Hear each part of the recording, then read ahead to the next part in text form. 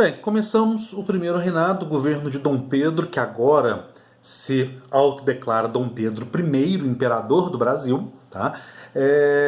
E o nosso imperador tem três desafios, tá? O Brasil é soberano, mas, primeiro, é necessário que os outros países reconheçam a nossa soberania. Caso contrário, nós não conseguimos fazer funcionar as embaixadas, nós não podemos mandar embaixador, cônsul, etc., para outros países, nós não conseguimos fazer valer tratados comerciais, nós não conseguimos fazer valer tratados militares. Tá? Então é absolutamente essencial, primeiro, o Dom Pedro I garantir o reconhecimento externo da independência brasileira, da soberania brasileira. Os outros dois grandes desafios que o Dom Pedro vai ter logo de partida primeiro, ele deve garantir ao Brasil uma estrutura jurídica e política para conseguir governar. Ou seja, ele tem que entregar para o povo brasileiro a nossa Constituição, que já havia sido iniciada antes mesmo da independência. Você se lembra que nós falamos sobre isso? Então ele já tinha convocado as eleições no meio do ano. E terceiro, e esse é um grande desafio, porque vamos lembrar que nesse período os países do entorno, tá? Argentina, Paraguai, Bolívia, Peru, Chile, etc., eles estão ficando independentes. E uma coisa que tem acontecido na América Hispânica é a fragmentação das colônias espanholas numa dezena e meia de países. Então você tem Venezuela, você tem Colômbia, você tem Equador, tem Peru, tem... E essa é uma tendência. E lutar contra essa tendência no Brasil era uma urgência para o Dom Pedro I, ou seja, garantir a unidade territorial brasileira. Tá? Então nós vamos ver como que isso vai se desenrolar ao longo da década de 20, mas vamos nos concentrar agora no primeiro desafio do imperador Dom Pedro I. Qual que é o primeiro desafio? Convencer os outros países de que sim, a gente é soberano, a gente é grandinho, a gente já atingiu nossa maioridade, podemos sair por aí e eles devem nos reconhecer. Tá? Isso não foi tão fácil quanto parece. Bom, para os países americanos foi fácil sim. Logo depois da nossa independência, o governo norte-americano, o presidente era um cara chamado James Monroe, o governo norte-americano estava em atrito com a Inglaterra e o presidente faz uma declaração que fica muito famosa, que é a doutrina Monroe. Você se lembra da doutrina Monroe? Vocês já aprenderam isso em história geral? Era aquela ideia de que a Europa, o velho mundo, não deveria intervir nas questões do novo mundo. E o novo mundo não interferiria nas questões do velho mundo. Então a Europa é dos europeus, mas em compensação a América é dos americanos. E essa doutrina, ela serviu como uma espécie de guia da política externa norte-americana. Tá? Então a política externa dos Estados Unidos, durante todo o século XIX, nós estaremos sempre, quando houver de um lado um país americano, de outro lado um país europeu, nós estaremos sempre do lado americano. Então, assim que... Não logo imediatamente, mas na primeira oportunidade, isso vai acontecer em 1824, os Estados Unidos reconhecem a nossa independência. Foi o primeiro país a reconhecer a soberania brasileira, foram os Estados Unidos. Logo na sequência, países latino-americanos, à medida em que se separavam da Espanha e garantiam a sua própria soberania, passavam a reconhecer o Brasil como independente, ou seja, começavam a criar embaixadas no Rio de Janeiro, assinar acordos com o Brasil.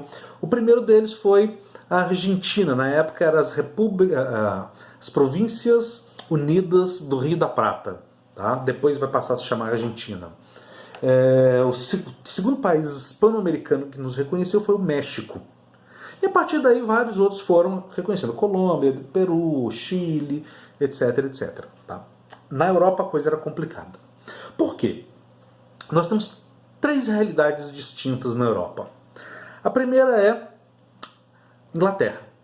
O país de todos mais interessado na nossa independência, mas é um país que havia assinado em 1810 um tratado, que é o Tratado de Amizade e Aliança com Portugal, que dizia que nenhum nem outro poderiam reconhecer a independência de suas respectivas colônias sem que a metrópole reconhecesse primeiro. Ou seja, nem Portugal podia reconhecer a independência de uma colônia inglesa, se a Inglaterra não reconhecesse, nem a Inglaterra poderia reconhecer a independência de uma colônia portuguesa, no caso o Brasil. Então os ingleses estavam amarrados nesse tratado. Eles precisavam de primeiro convencer Portugal a nos aceitar soberanos. Depois eles poderiam também aceitar. Isso ia demorar um pouquinho. Tá? A segunda realidade é a realidade de Portugal. Claro, Portugal não está nem um pouquinho afim de abrir mão tão facilmente da sua galinha dos ovos de ouro. O Brasil correspondia à maior fonte de receita para o governo português. Tá? Então todo o superávit comercial e fiscal de Portugal dependia substancialmente da riqueza produzida no Brasil. Vamos lembrar, inclusive, que a riqueza produzida no Brasil não está com essas bolas todas naquela época, não, porque o negócio açucareiro tinha entrado em crise, já tinha mais de 100 anos. A mineração já está em plena decadência, e nós não temos ainda o produto que vai, de fato, marcar a nossa história econômica a partir de meados do século XIX, que é o café. O café ainda não apareceu, ele vai aparecer só no período regencial, que é depois do primeiro reinado. Mas mesmo assim, Portugal dependia da nossa economia. A outra realidade é a dos países que tinham sido afetados por aquela onda revolucionária, né, da Revolução Francesa e logo depois do Império Napoleônico, e agora estão numa espécie de ressaca da Revolução. Então agora você tem uma onda conservadora liderada pela Áustria, lembre-se do Congresso de Viena em 1815, tá? E qualquer independência para eles tinha um cheirinho de revolução, tinha um cheirinho de liberalismo, e eles falaram, não, isso aí não é com a gente não, nós somos contra. Tá? Nós somos conservadores, nós somos a favor do antigo regime, do absolutismo, do mercantilismo, do privilégio da nobreza, da igreja intervindo nas questões do Estado e etc. Bom, então era um desafio muito grande. E esse desafio fica nas mãos de um político brasileiro chamado Marquês de Barbacena. Na verdade o nome dele não é Marquês de Barbacena, o nome dele era alguma coisa Brant, mas ele fica conhecido como Marquês de Barbacena, e o Marquês de Barbacena vai para a Europa. E os desafios que ele tinha vão sendo vencidos um a um. Primeiro, ele convence Portugal a reconhecer nossa independência. Como? Assumindo toda a dívida, que não era pouca, que Portugal tinha com a Inglaterra. Então, quanto que Portugal deve para a Inglaterra? 2 milhões de libras esterlinas. Beleza, bicho, nós pagamos isso aí. Rolou? Rolou. O Brasil tinha dinheiro para pagar? Não tinha.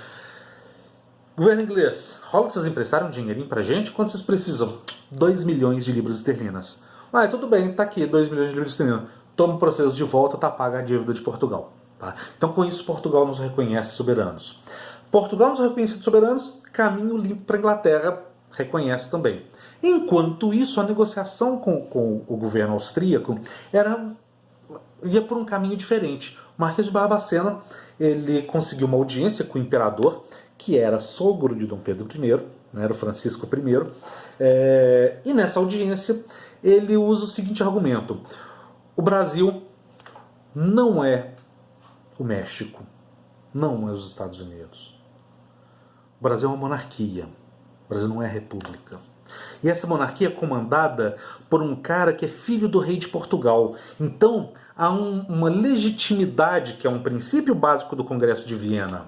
Há uma legitimidade hereditária no poder do Dom Pedro I.